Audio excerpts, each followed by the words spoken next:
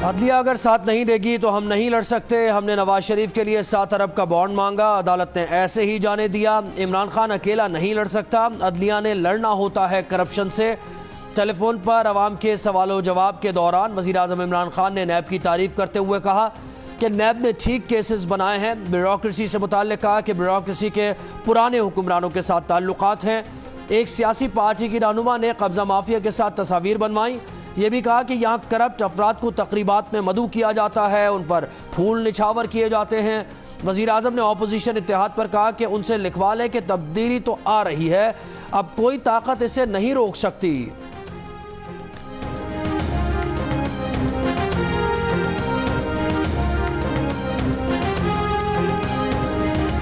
महंगाई को कंट्रोल करें या फिर घबराने की इजाजत दें। वज़ीर आज़म से टेलीफोन कॉल के दौरान एक खातून शहरी का मुतालिबा।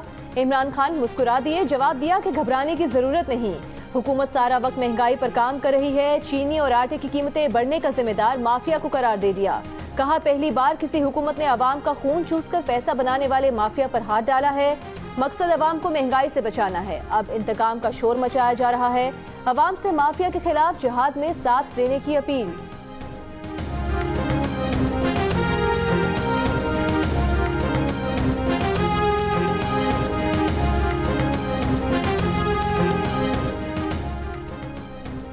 स्टेट बैंक से मुताल्लिक शोर मचा हुआ है। IMF ने शराइत रखी हैं जिसमें स्टेट बैंक उनमें से एक है। अभी सिर्फ सरसरी चीज़ सामने आई है, पार्लियामेंट में बहस होनी है।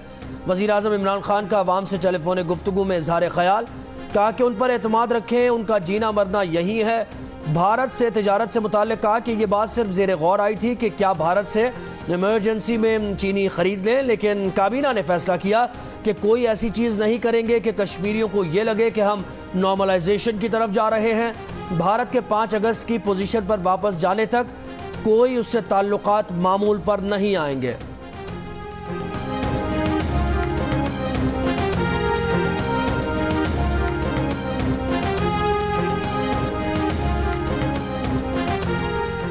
बढ़ते कोरोना के पेश नजर NCOC का हफ्ते में 2 दिन बैनुल सूबाई ट्रांसपोर्ट बंद रखने का फैसला। हफ्ते और इतवार को सूबों के दरमियान ट्रांसपोर्ट नहीं चलेगी। फैसले पर 10 अप्रैल से 25 अप्रैल तक अमल दरामद होगा। ट्रेनें 70% मुसाफिरों के साथ फाल रहेंगी। माल बरदार, अद्वियात और दूसरी इमरजेंसी सर्विसेज की तरसील को इस्तिस्ना होगा।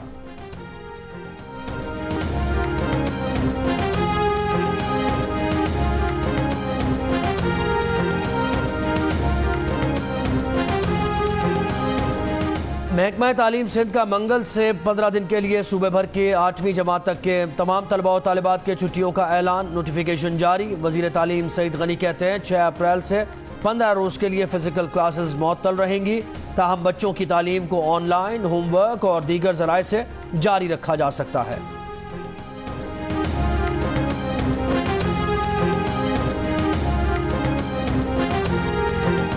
कोरोना वबा की तीसरी लहर में शिद्दत के बायस अस्पतालों में दबाव। मुल्तान में 70%, लाहौर में 65%, गुजरांवाला में 60% और इस्लामाबाद में 54% वेंटिलेटर्स कोरोना मरीजों के जेर इस्तेमाल। विफाकी वजीर असद उमर का कहना है पाकिस्तान में कोरोना के 3568 मरीज इंतहाई निगहदाश्त में हैं। कोरोना वबा के दौरान ये सबसे ज्यादा तादाद है। SOPs को सख्ती से नाफिज करने की अशद जरूरत है। NCOC के मुताबिक पाकिस्तान में कोरोना वायरस से मजीद 81 अफराद इंतकाल कर गए। 24 घंटों के दौरान मुस्बत केसेस की शरह 9% रही।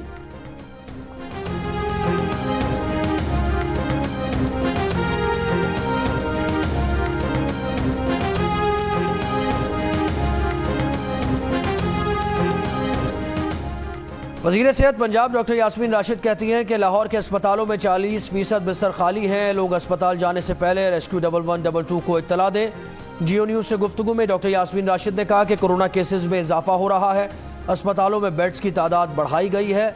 जिन इलाकों में मरीजों की तादाद बढ़ गई है वहाँ लॉकडाउन किया गया है। हर किस्म के इज्तिमात पर पाबंदी आयद की गई। पंजाब में गुज़श्ता रोज़ 26,000 लोगों को कोरोना वैक्सीन लगाई गई है।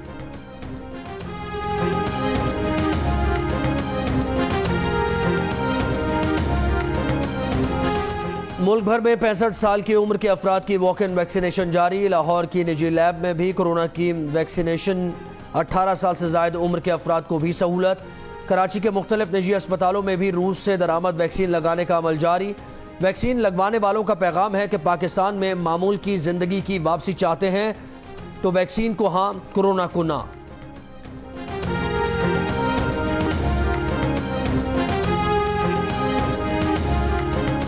हार हुआ ना पार हुआ, ऑपोजिशन का काम तमाम हुआ। पीडीएम ठोस टाई फिश हो गई। वफाकी वजीर शेख रशीद के तबसरे, कहा ईसीएल से नाम निकालने के लिए मरियम नवाज की कोई दरखास्त नहीं आई। इमरान खान से पूछा था कि अगर दरखास्त आई तो इमरान खान ने जवाब दिया, सवाल ही पैदा नहीं होता।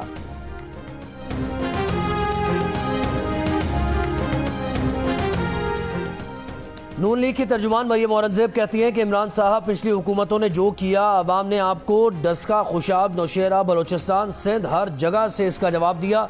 इमरान साहब कर्जों पर लेक्चर ना दें, अपने कर्ज कमीशन की रिपोर्ट कौम के सामने लाएं। इमरान साहब ने आज मान लिया कि वो IMF की डिक्टेशन पर काम कर रहे हैं। इमरान साहब ने मान लिया कि उन्होंने स्टेट बैंक, कौमी मईशत IMF के पास गिरवी रख दी।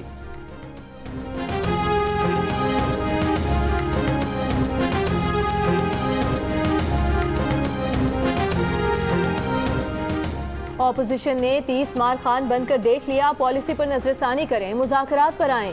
विफाकी वज़ीर फवाद चौधरी की प्रेस कॉन्फ्रेंस, कहा हुकूमत और ऑपोजिशन का इत्तेफाक है कि इलेक्शन सिस्टम ठीक नहीं, हुकूमत ऑफर कर रही है, आए मिलकर इस पर बात करें।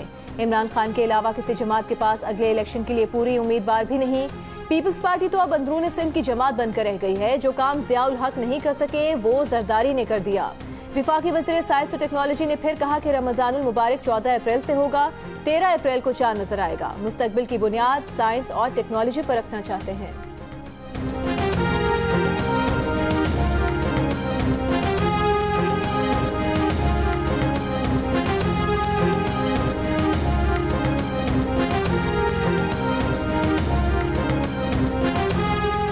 नून लीग की रहनुमा तहमीना दौलताना के भाई जाहिद दौलताना के खिलाफ लाहौर में एंटी करप्शन की कार्रवाई। हुकाम के मुताबिक 10 करोड़ रुपए मालियत का 48 एकड़ रकबा वागुजार करवा लिया। दौलताना फैमिली 15 साल से महकमा आबपाशी की जमीन पर काबिज थी। जमीन पर खड़ी फसलें बहक़ सरकार जब्त।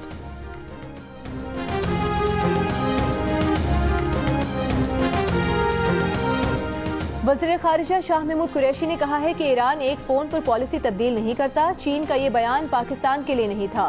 मुल्तान में सहाफ़ियों से गुफ्तगू में कहा कि इखलाकी तौर पर नवाज शरीफ को वापस आना चाहिए। अदालतों ने उन्हें बहुत रिलीफ दिया, उन्हें अदालतों पर यकीन रखना चाहिए।